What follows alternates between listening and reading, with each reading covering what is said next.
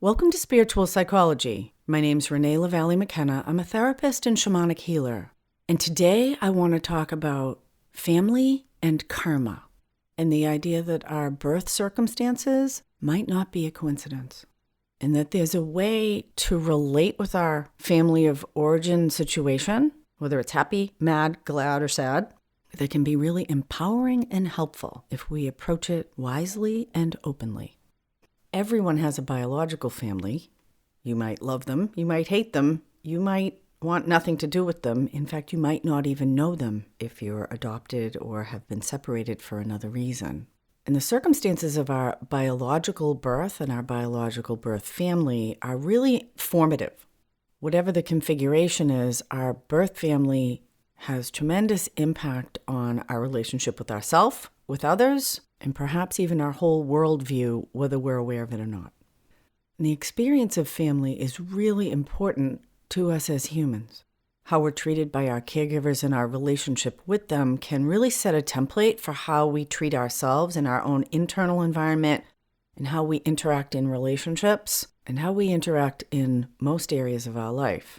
And the whole field of personal growth work can probably be traced back to family of origin issues for most people, which is really good news because although we may feel like victims of circumstance, I know I did for a long time, we have free will and we live in an interactive universe, and how we react and respond to our life circumstances is more important, I believe, than what those circumstances are. You may have had a horrible family experience, or you may have an incredibly loving and supportive one. Most people fall somewhere in the middle, and wherever you fall on that family spectrum of horror to health, our family relationships challenge us to grow. If you had difficult, traumatic, painful, or abusive relationships with your caregivers, chances are you're trying to put those dynamics behind you and create something better for yourself. If you had deeply intimate and loving relationships with your family of origin, then it generally brings with it a fear of what will happen when that's no longer there, and the challenge of great loss when those people decline and pass away.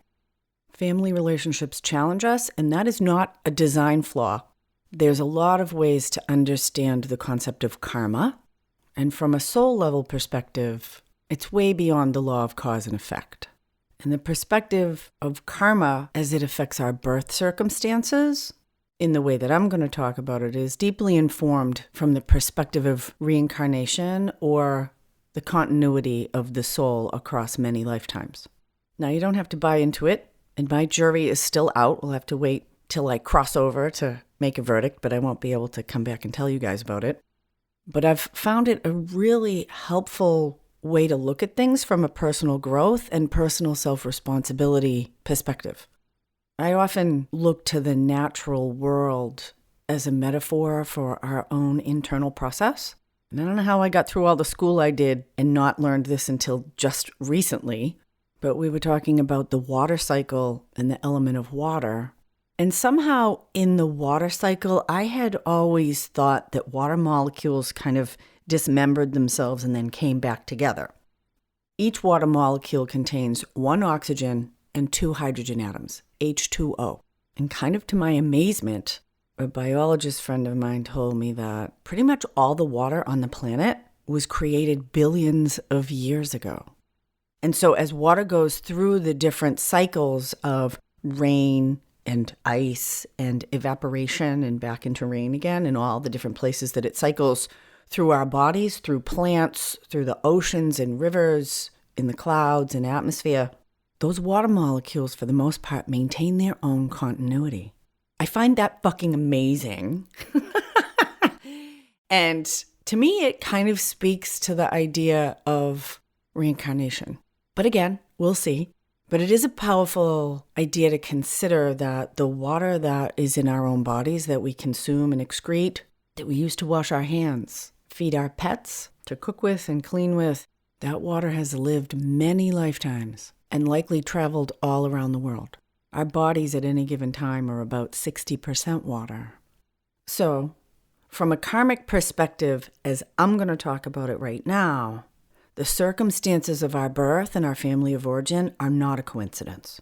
That no matter how difficult or wonderful, we were drawn to the specific configuration of our birth family, and those circumstances, and particularly our relationship with those circumstances, show us exactly where we need to grow on a soul level in this lifetime. One could even say that we agreed to or chose those particular circumstances. Now, this is not on a conscious level. This is not a personality choice. This is like the law of attraction on a soul level. And I believe that our feelings and our felt experience really provide our greatest compass in our life, that what brings us joy, connection, and fulfillment is the direction we want to go toward, and what causes us pain, dissonance, or is destructive, that's what we need to learn from. Actually, we can learn from both, of course. Following our joy can be just as challenging as healing our pain. And one way to understand how a soul might be drawn to incarnate in a particular circumstance moves it out of the realm of what we would call choice, and more what I visualize like a lock and key. In some spiritual traditions, particularly some aspects of Buddhism, the most important moment of your life is considered to be the moment of your death. That where you're at, mentally, emotionally, spiritually, relationally, at the moment of your death, has tremendous impact on the qualities or the configuration that you're going to be drawn to on a soul level in your next incarnation. I tend to see people structurally. I'm a really visual person. So if you consider a person on a soul level as if there could be like a shape, I kind of see it like a key that has all those up and down bumps on it. Every key has kind of a unique shape, and places were highly developed, places were underdeveloped, where we have peace and acceptance, where we have rage or fear, unresolved wounding. At any given time, we could kind of graph those out. If we could have an EKG on a psycho-spiritual soul level. And from the perspective of continuity of the soul, that graph or key is very flexible. It's always changing and moving depending on, well, maybe it's not changing and moving if you don't do any work and you're completely frozen and rigid. Not everybody evolves. But the purpose of the larger process is to evolve. And the purpose of pain and joy, from my perspective, is to get us to evolve. But we don't have to. So at the moment of our death, whatever that particular graph key shape is, in our next incarnation, we're going to be drawn to the lock that key will fit into. And so our own unique graph of brokenness and brilliance, of healed and wounded, of selfish and selfless, will draw us into the circumstance that perfectly matches where we need to grow and where we need to be supported. And when I think about my own life, although I felt tremendously victimized, I get to blame my mother for my problems for a really long time. I milked that. I don't like the idea of being a victim, but when I'm in blame, I'm actually a victim.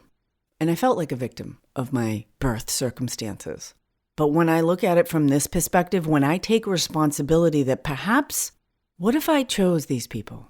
I look at where I'm at today, and if I had had a different family, I would not be doing the work that I'm doing right now. I would have had completely different life experience.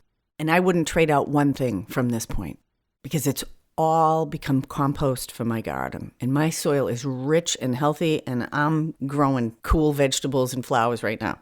I got hummingbirds coming and bees. It's good. It's all water under the bridge that serves me and has pushed me, shoved me, often right up against the wall where I had no other choice but to grow.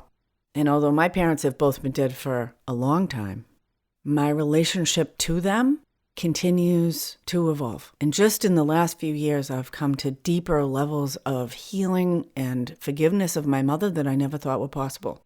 My father, I'm still working on. I'll keep you posted. But I got some time. I'm hopeful.